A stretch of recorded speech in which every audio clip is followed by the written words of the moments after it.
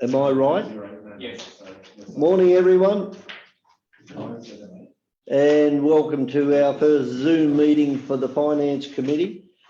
Before I start, if everybody reads the disclaimer and meeting practice on the screen before we commence. So that'll be up there for a minute or so, and then we'll start the meeting.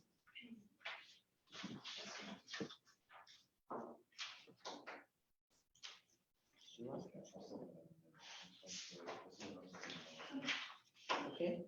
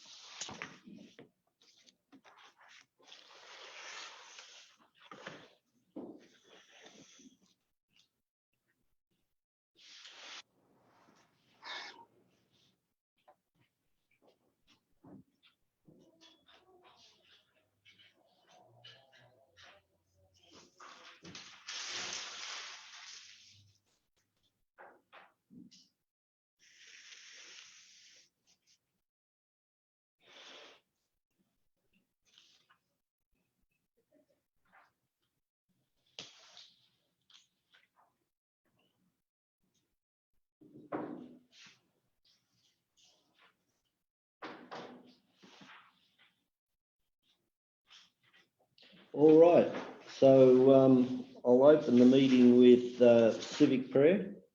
Almighty God, from whom comes every good and perfect gift, we give you thanks for the blessings you bestow upon us in this Shire. Grant to those who hold office in this council the spirit of justice and truth, of wisdom and charity, that mindful of our responsibility, we may promote the welfare of your people and advance the common good. Amen. Acknowledgement of country. I'd like to acknowledge the traditional custodians of this land and pay my respect to elders both past and present. And I'd also like to extend that respect to all Aboriginal and Torres Strait Islanders present here today. Well, good morning, everyone. And to those who are... Oh, I'm on mute. And to all those who are coming in on live streaming, hello. We'll commence the meeting with the adoption of the previous... Apologies. Do we have any apologies? No apologies? Then adoption of the previous minutes held on the 19th of February 2020. Would somebody like to move those? Councillor Whipper. Councillor Andrews? Councillor Whipper, please send up. Oh, Councillor, I haven't. Where's Councillor Whipper? Yeah, Councillor Whipper, Councillor Andrews moved. Any comment? Put it. All in favour? Aye. Sorry? All in favour? Yes. Those against? Carried. Any declarations of interest? No declarations of interest? Then we move on to the agenda items. 6.1 quarterly progress report.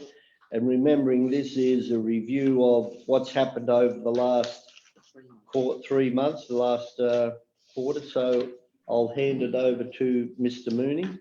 No, Ms. Lidgard. No, Ms. Lidgard. Ms. Lidgard.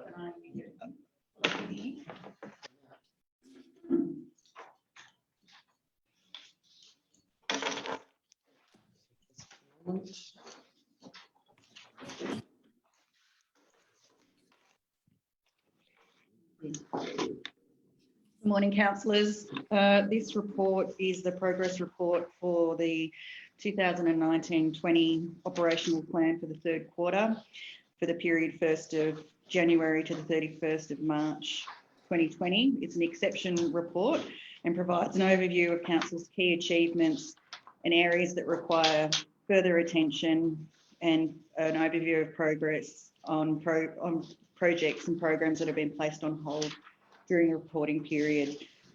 You'll note that at the end of March 2020, 98.5% of all annual deliverables were on track, 1% were delayed, and 0.5% were on hold. You can find further details of this in attachment 1 to the report. You'll also note the addition of a section that provides an overview of bushfire recovery in that attachment 1. Attachment 2 provides progress on all major capital projects with a value of greater than 5 million. Okay. Are there any questions to Ms. Lidgard? Councillor Scandal. Good morning, Mr. Mayor. In terms of the Station Street upgrade, could we have a advice on where that is up to now in terms of the heads of agreement? I noted it says something about ideally being by the 30th of June. That should be right. Correct option. And yeah, sounds like you should be right. Yep. Yeah, I can hear him. Yeah. All right, Councillor. Mr. Paul. Well, councillors, the report is till the end of March.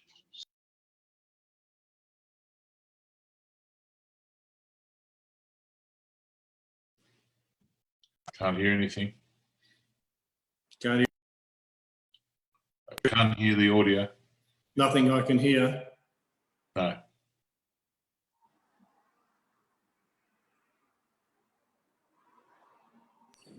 Oh, did I press that? You turned it off.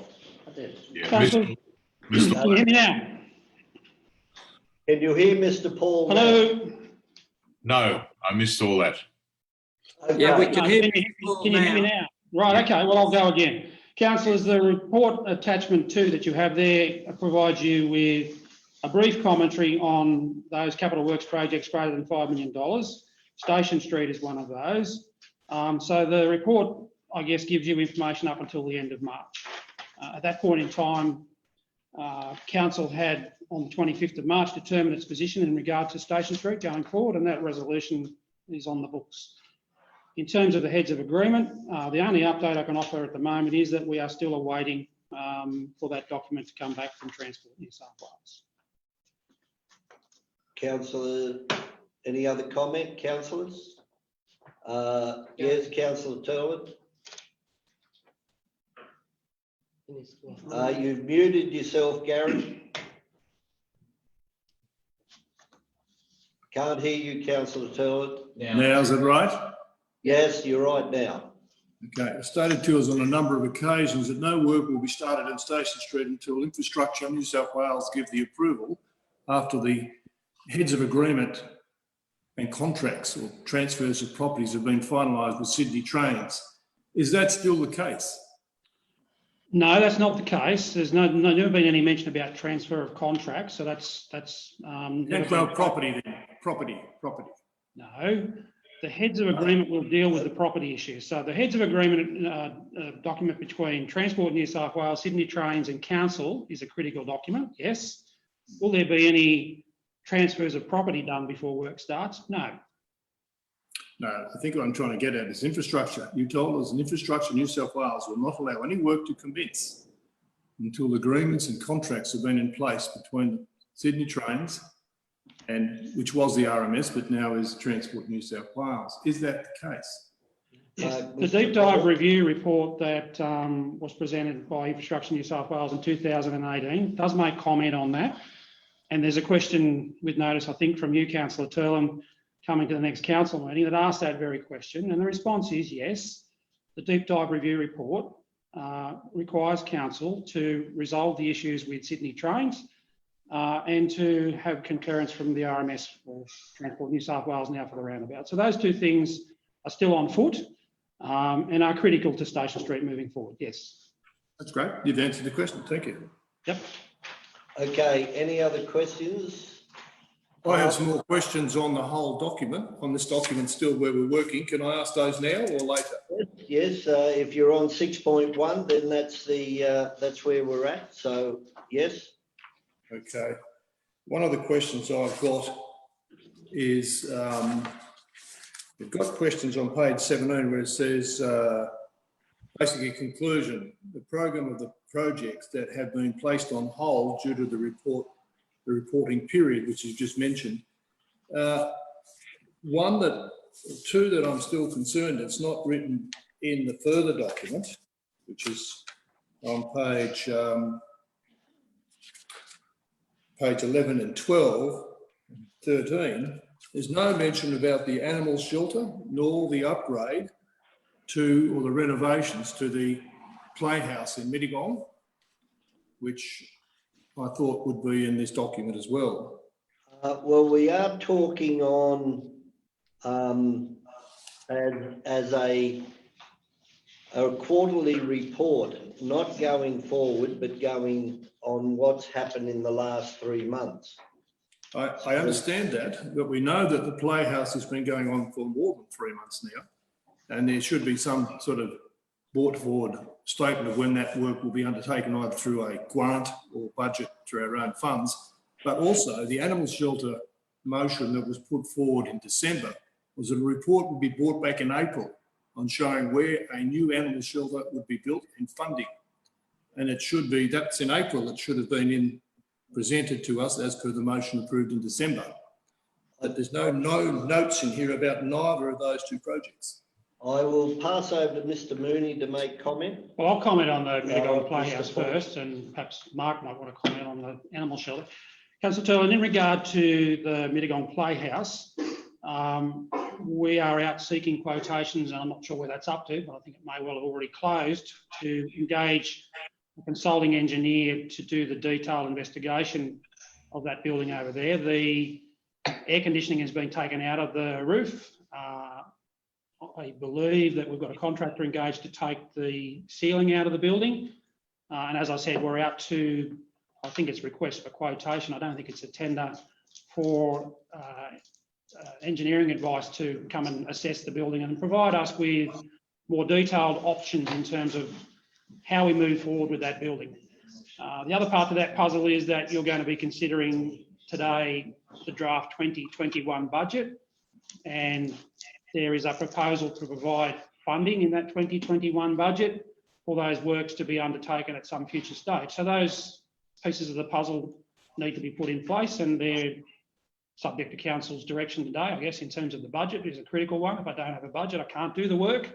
I have a budget at the moment to do the investigation. You know, I understand that, Mr. Paul, quite clearly. Yep. 6th of November, we had a meeting in relation to the playhouse. 7 months later, I would have thought we would have been well on exactly knowing what it's going to cost, what work needs to be done so we can go for government grants. 7 months. We've had a bushfire, we've had a major storm event, we've had COVID-19. There's been a few things that I guess that have occupied council in that time and council staff, but we are getting on with it. And as I said, I don't have a budget at this point in time to actually do the physical works. I have a budget to do the investigation, and that's on foot as we speak. And I'll try and make sure that's expedited as quickly as possible. It's important to the public for mental health for that place to get back in shape as soon as we can. Okay. But also the animal shelter seems to be lost at the moment, as per the motion of December last year. So where would that be at this point?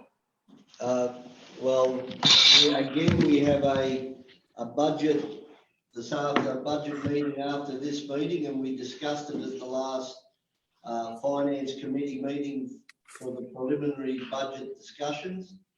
So I'll hand over to Mr. Pepping. Thank you, Mr. Mayor. Yes, thank you, councillors. Just the Mayor has virtually answered that question, Councillor Turlin. There will be some more information given at the workshop after the Finance Committee, and then subsequently when the operational plan for 2021 comes back to council, that's when it will also be reported to the community. Councillor Turlin. Oh, we have no documents in relation to the work. I've got no documents to the workshop.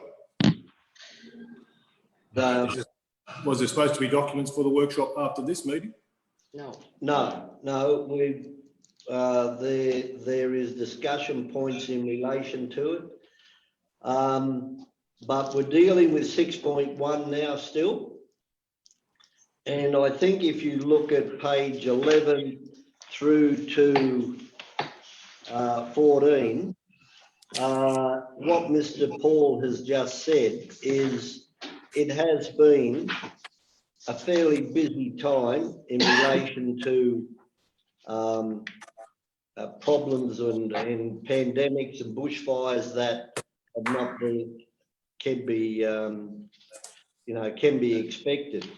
But I'd just like to raise the point in relation to the first item on page 11 in relation to the $100,000 that was raised by donations from the general community.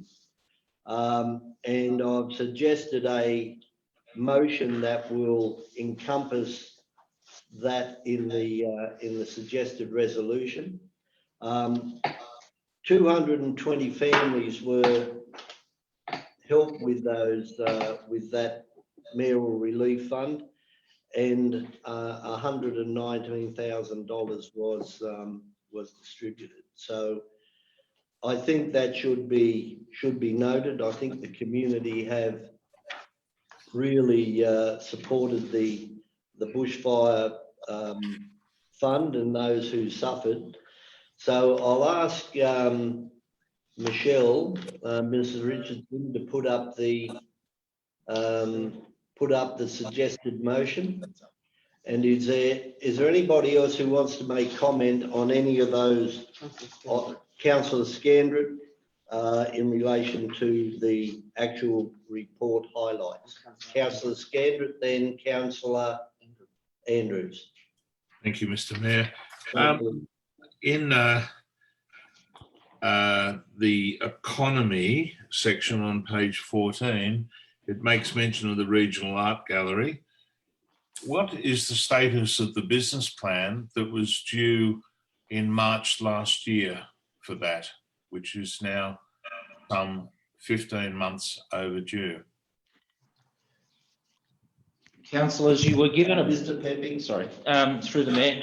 Councillors, a briefing was provided to councillors last year on the business plan that had been prepared by Jenny Bott and Milena, and as was explained, a proper, more thorough business plan cannot be established until a director is appointed. The director is currently in the process of being appointed, and upon that appointment, a full business plan will be prepared. How will that be funded, Mr. Pepping? Council's contribution towards the Regional Art Gallery has been a commitment of $500,000 per annum for 5 years. So through that process, that would be part funded. I don't believe it can happen that way, because our commitment. Mr. Pepping, keep that back there until you finish. Mr. Councillor Scandrett. Thank you, Mr. Mayor. I don't believe it can progress that way, Mr. Pepping, because quite clearly the motion back in 2018 said that our funding would not commence until the business plan had been adopted by council and various other information received. So I ask again, how is Ms. Spott and that plan going to be funded, because we can't fund it?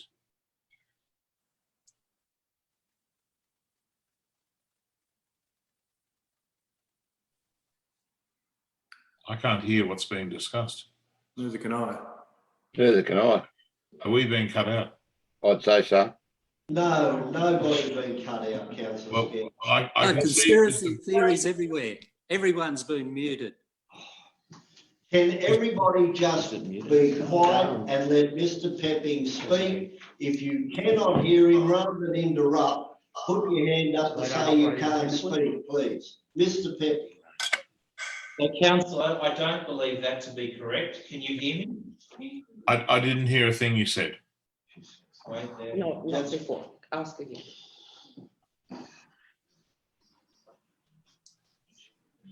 Mr. Pepping, I can get the resolution out for you. Just wait a minute, please, Just councillor wait. Scandrett. So, Mr. Pepping. Councillor, I do not believe that to be the case. I believe what was required of council was that a business plan be submitted to council. As I explained, a business plan was prepared. And if you understand the operation of a gallery, a business plan is prepared by a qualified director of a regional gallery or right. And at this point in time, we do not have a director appointed, and that appointment is in the process of being done. I'll dig out the resolution, Mr. Pepping, but it says a detailed business plan be approved by council prior to any funding. And also there are various other conditions regarding to the board being appointed and accepted by us, a statement of events being provided and accepted by us, and so on. It was a very clear set of conditions before we would make any funding available. There is no... Councillor Scandrett, Mr. Pepping. Councillor, there has not been any remittances paid to the Regional Art Gallery Committee at this point in time anyway, because the appointment of the director hasn't progressed until at this point. There's still been no funds made from council to the gallery committee. Good. Well, we would need a resolution of council satisfying all the conditions of that September 18 meeting. Councillor Scandrett, there is a resolution on the books which is being undertaken as and being progressed as per the resolution. So once that is done and they have a committee and they have a director, then there will be the chance for council's monies to be utilised by that committee. Mr. Pepping, would you provide an update in the weekly? Councillor Scandrett, I am speaking.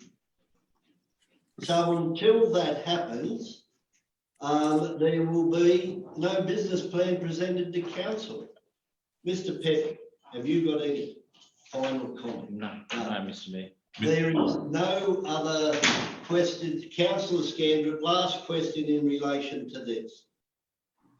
Just a comment, a request that we have an update in the weekly bulletin on that resolution from September 2018 so that we can see what has moved to that. Also, the status, Mr. Paul, of the funding for the Barrel Memorial Hall upgrade, please. Mr. Paul is not in the room, so I'll go to Councillor Andrews. Because Mr. Paul is not in the room to answer a question. So, Councillor Andrews. Thank you, Mr. Mayor. If through Madam GM, if Mr. Paul's not in the room, it's probably superfluous. I'm just interested to know if he could enlighten us, or someone else in the room may be able to help me here. The recommencement of works on Kirkham Road South after the accident. I wonder if anyone can enlighten me when those works would recommence. Ned? Mr. Hall will come forward. Just speak into that mic. Should work. Okay. Mr. Hall. Tripkovich. Mr. Tripkovich. Oh, It's all right, we know who it was. Mr. Tripkovich. Sorry. Good morning, councillors. The works are ready to progress. We're just waiting on the availability of the safe work officer to come back and re-inspect for compliance, which will raise a prohibition notice, and works then will be able to proceed. Councillor Andrews. Okay, you're happy. Now Mr. Paul's back in the room, so I'll go back to Councillor Scandrett and then Councillor Whipper and then Councillor McLaughlin. Councillor Scandrett.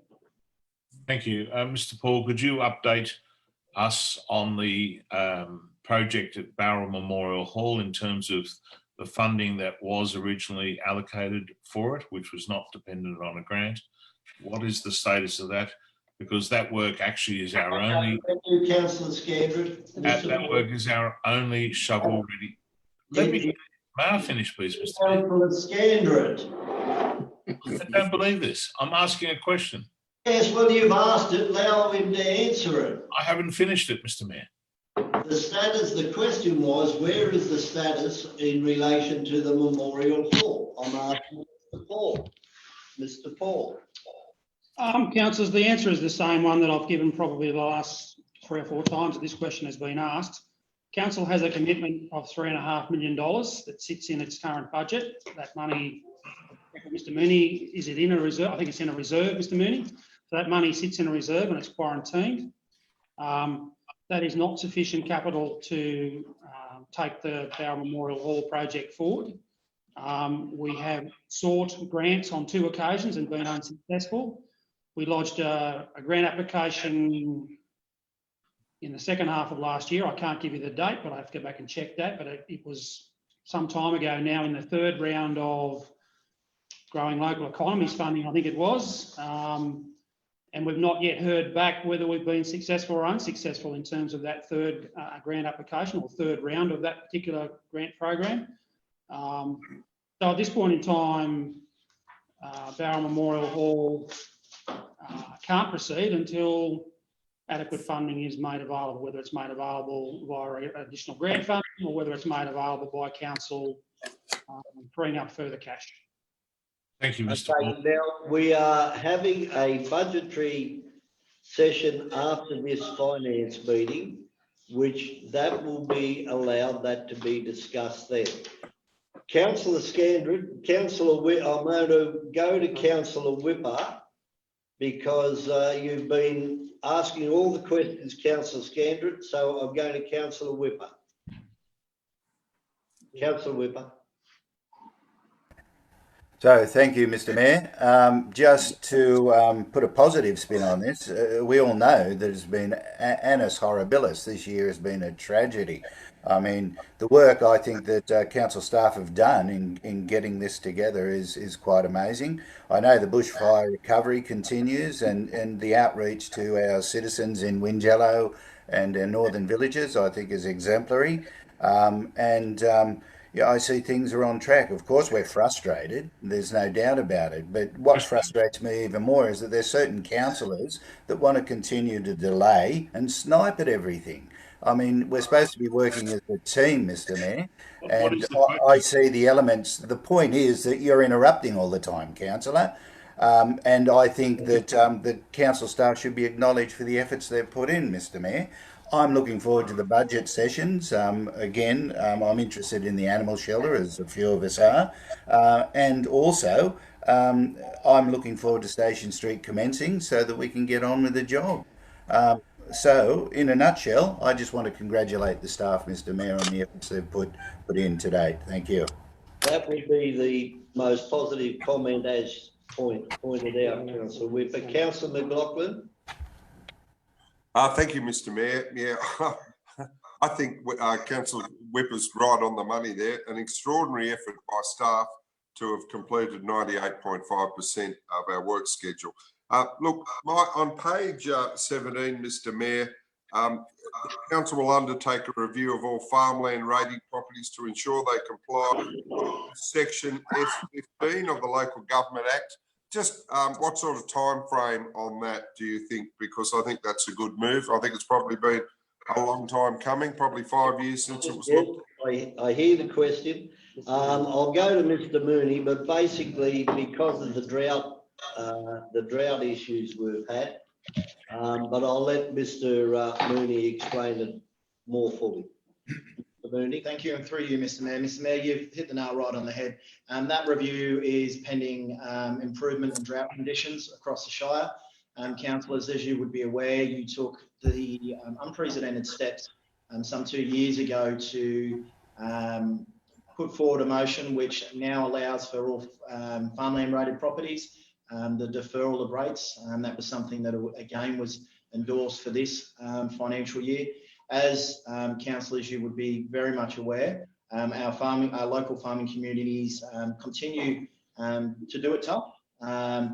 They are starting to now see some level of improvement, particularly within regional parts of Western New South Wales. And until levels of stock are returned to pre-drought levels, any formal review of farmland rating would be an unfair process because it would not realistically reflect the operations and their ability to meet the criteria of the Local Government Act.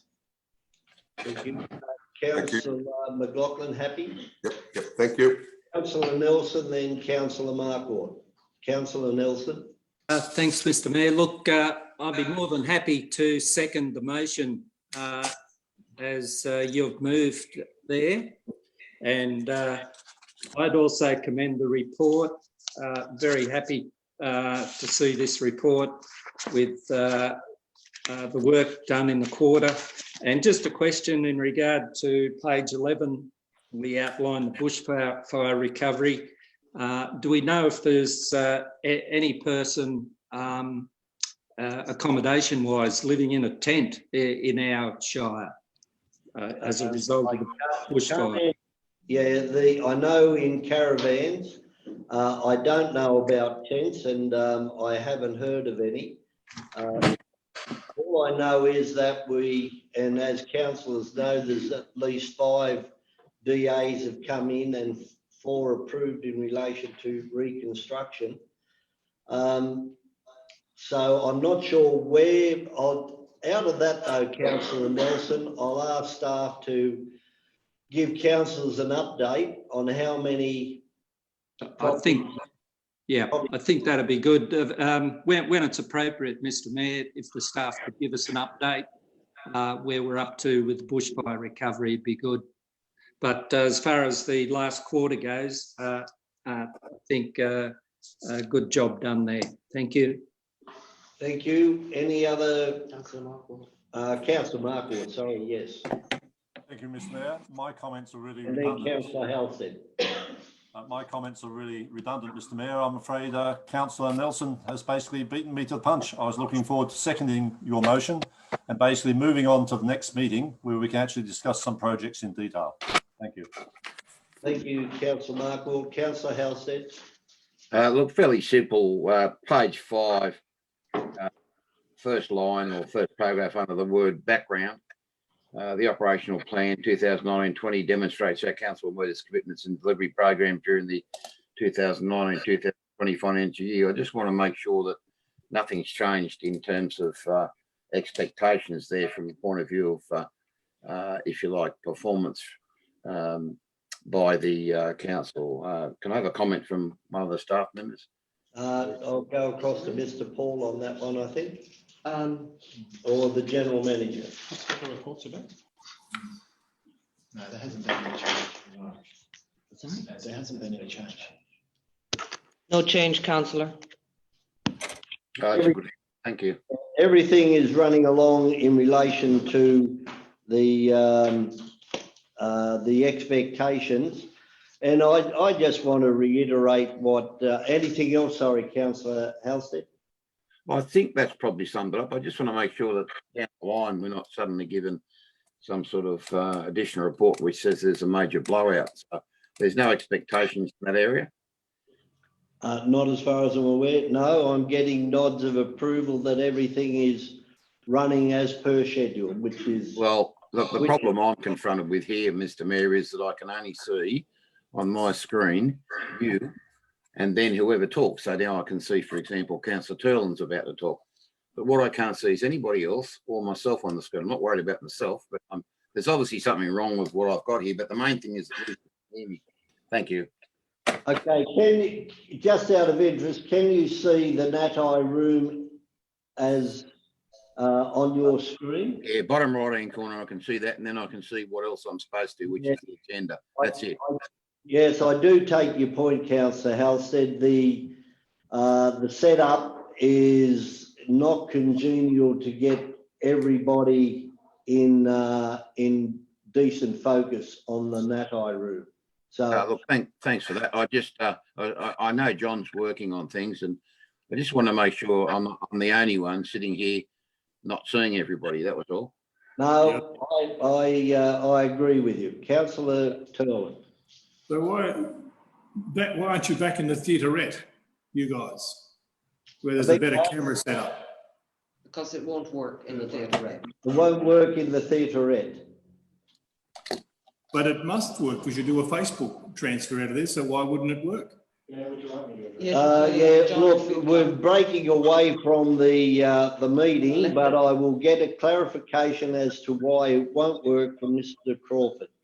Councillors, the meeting room in the in the Theaterette, and therefore the council chamber, is set up for streaming live to the public. It is not set up for video conferencing and not set up for an environment like this, and therefore would not work in this because the mayor would not be able to have any visualisation on any of the other councillors. As such, we have to do it in this room. I understand that cameras, speakers and everything are perfect, but unfortunately at the moment we are not living in a perfect world. Okay, now it may change next month. I mean, we heard today that the Premier is relieving a few of the conditions beginning of June, and it won't surprise me if we get back to normal meeting practice next month. But anyway, we've jumped ahead of ourselves, and getting back to councillors Whipper and Nelson's comment, I think the staff, under the conditions that they've been put under in the last 3 months and the reports that have been given as highlights and the pressure that they've all been put under, I think that it is a very good quarterly report. I think the community have been supporting council in general, and as such, we are running a good council in very trying conditions at the moment. So I'm happy to move that from the chair and seconded by Councillor Nelson. Is there any other points within that highlights that you feel as a councillor you would like to see included to be noted? No? Then we will form, Councillor Scandrett. Councillor Scandrett, you are on mute. You have muted yourself. Yes, sorry, Mr. Mayor. Just the mention of Winifred West in the documents here, the processing of that upgrade to the park, Premier Playground. Could we just have an update on when that might now come to completion?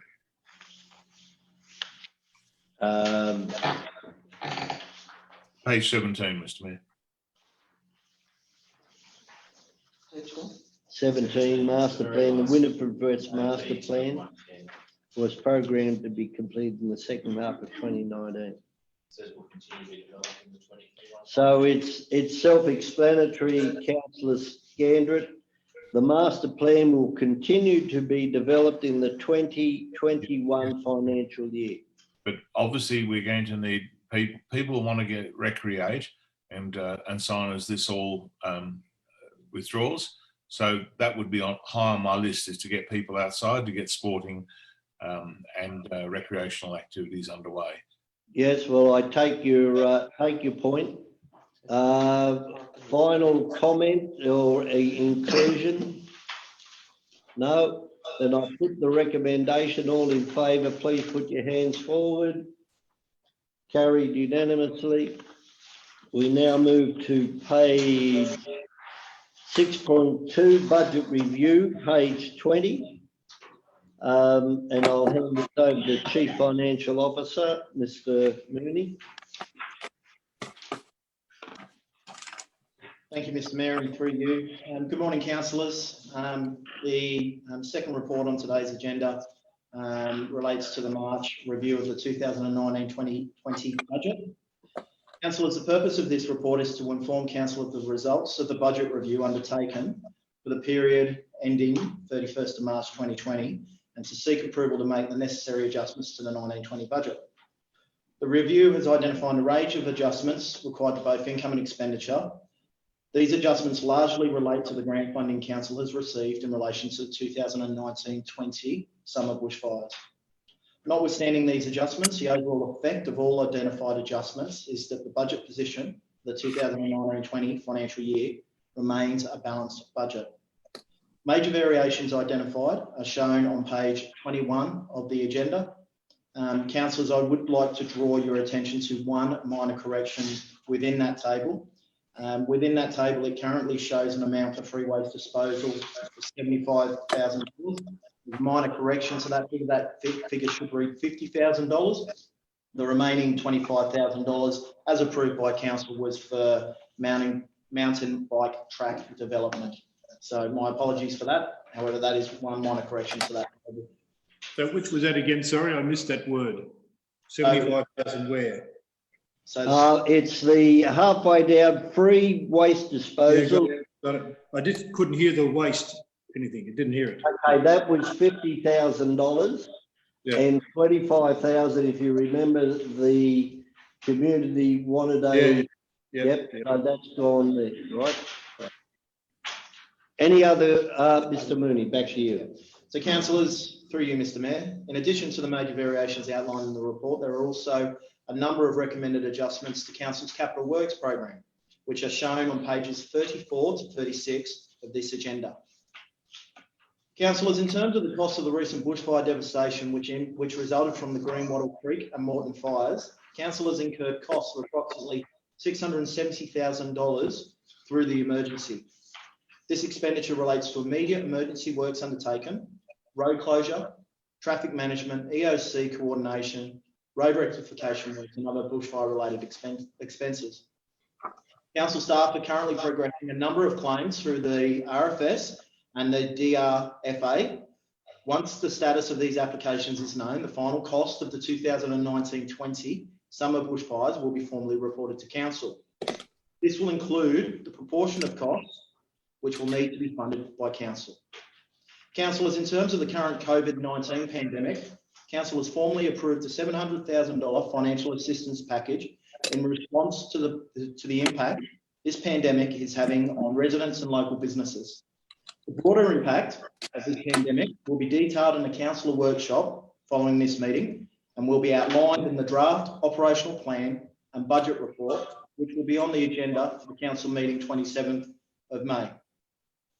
Councillors, as outlined in the council's quarterly budget review statement, an update of the projected cash reserve balances for the period ending 30 June has also been provided. The level of uncommitted cash reserves has also been provided within the report, totaling $2.7 million. This is made up primarily of the capital projects reserve, property development reserves, and land rental reserves. Finally, councillors, adjustments which have been identified as funds to be carried over into the 2020-21 budget, revotes, total $6.9 million, and comments have been provided on page 24 of the agenda. Councillor McLaughlin. Yeah, thank you, Mr. Mayor. Is there any reason that we've got to have this so small? Can we not have this printed at a reasonable size? It's a bit difficult to read. It's so, on the page, it could be a lot bigger. That's my comment. Okay, so that's a comment as opposed to a question. Councillor Scandrett, then Councillor Markward. I do take your point, Councillor McLaughlin. The printing is small. Councillor Scandrett. Page 22, Mr. Mayor.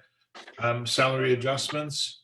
Could we be informed of any changes in executive salary, please? I think that is the answer is there is no change, and I think that was explained under the legislation that is current. Councillor, I think it was Councillor Markward, then Councillor Turland. Thank you, Mr. Mayor. A question, I think, for Mr. Mooney through the General Manager, of course. We've heard about the financial costs to council of the bushfires and COVID, etc. Is there any way we can quantify or get a feel for the non-financial costs in resource reallocation or impacts to services? I'd appreciate feedback on that. Thank you. I think that's a fair question, and I asked it as well, especially in electricity costs and water costs and whatever. But that hasn't been broken down as yet, but I'll ask Mr. Mooney to comment. Through you, Mr. Mayor, Councillor Markward, obviously the costs that have been reflected in this report relate to direct expenses, which council has had to incur directly as a result of the fires. It goes without saying that the organisational efforts in terms of responding both to the social, the economic and the environmental impact has been significant.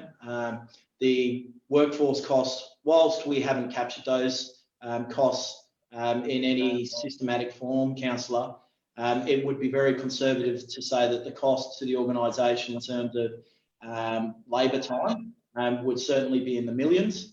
There has been and continues to be a dedicated focus through the local recovery committees in terms of developing action plans which look at short-term and medium strategies, short-term, medium and long-term strategies to getting those communities back up on their feet. So the $670,000 certainly does relate to direct expenditure. There are still costs which I would suggest by the end of the year we will be able to isolate in relation to the bushfire, and the mayor makes a good point at some areas such as, you know, an increase in electricity, which is always very difficult, utilities and costs where we would normally have an anticipated expenditure on a quarter by quarter basis. But you know, we'll certainly be doing some more detailed analysis over the next couple of months around that.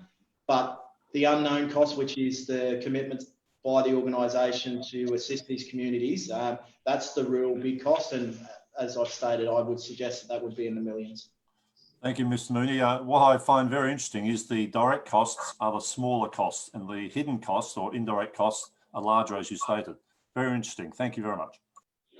Thank you. And noting that Mr. Moody mentioned about staff, there were staff who were, I would suggest, put in a lot more hours than when they were off duty in relation to the bushfires. Councillor Turler.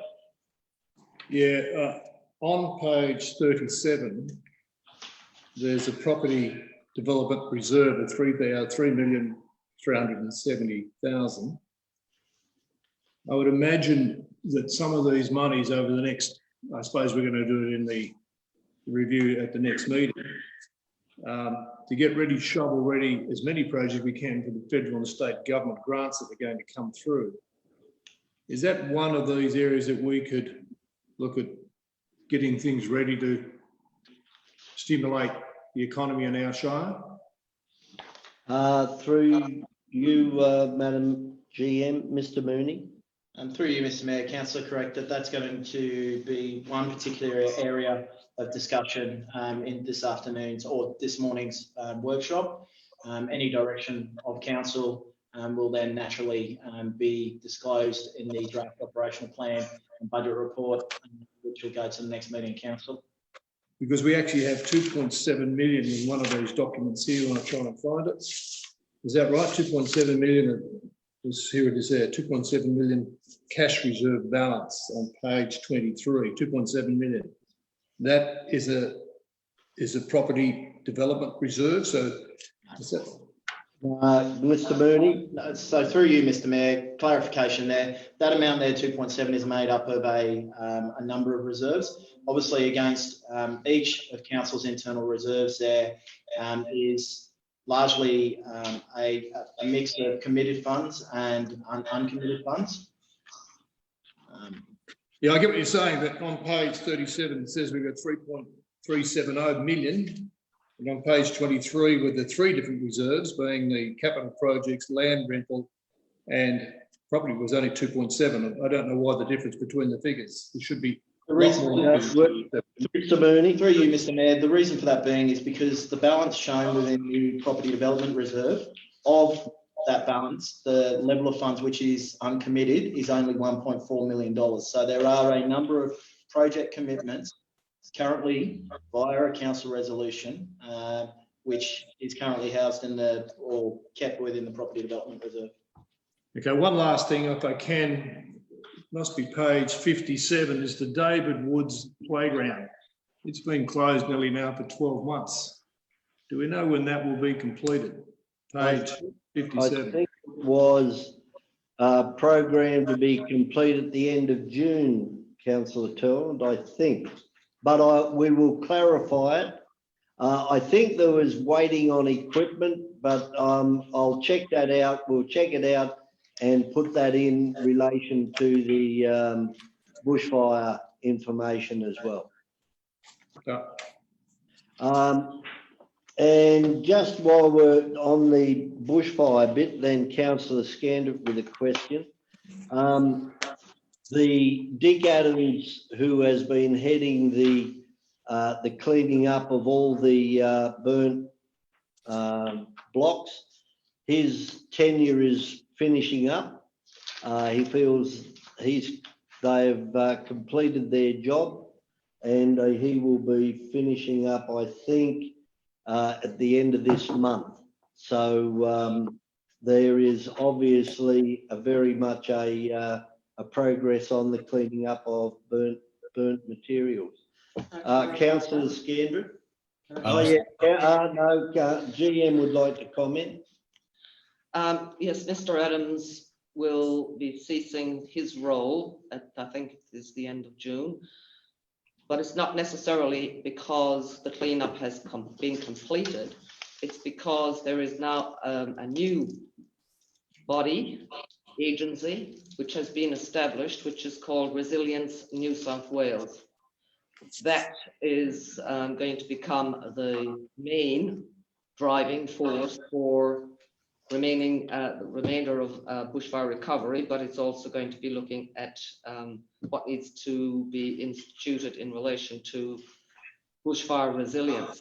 And that, I don't know whether it's an agency, a department, or what it's called, is headed up by Shane Fitzsimmons. All right, so that's a little bit more information.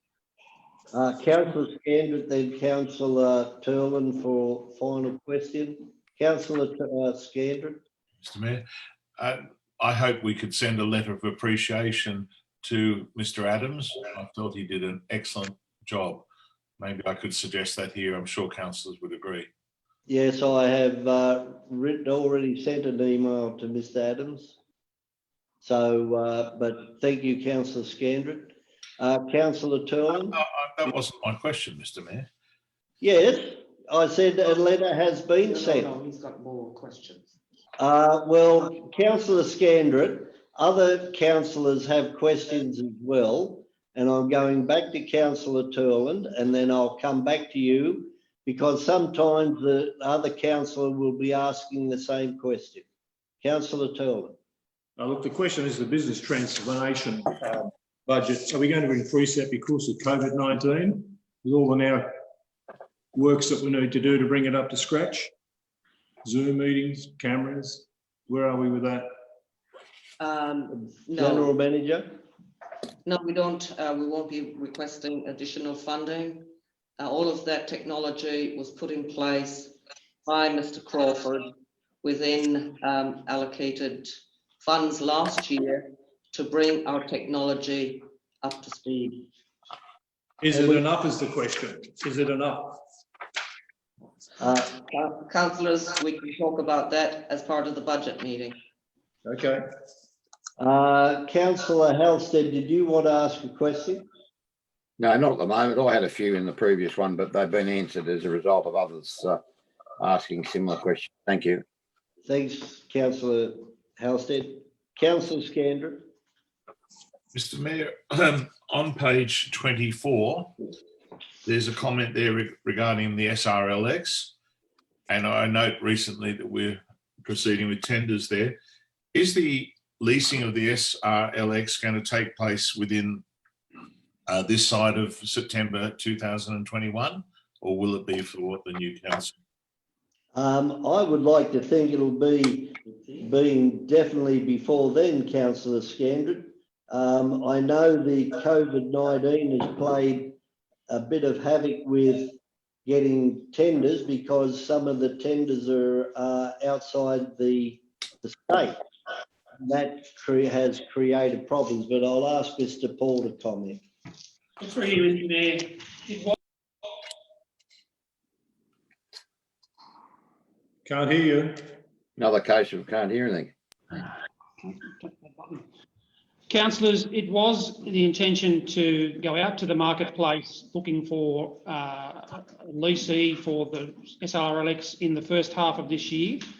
But that was predicated on us having moved forward in a substantial way with the refurbishment of the yards out there. It's my view, and I've spoken to the agent and I've spoken to the manager out there, that it would be best for us to have that work well on foot before we go to the marketplace, because any future operator of that SAR yards out there will want to understand and see what sort of facility they're going to be handed. So that project's been delayed by COVID-19, as is mentioned in the report.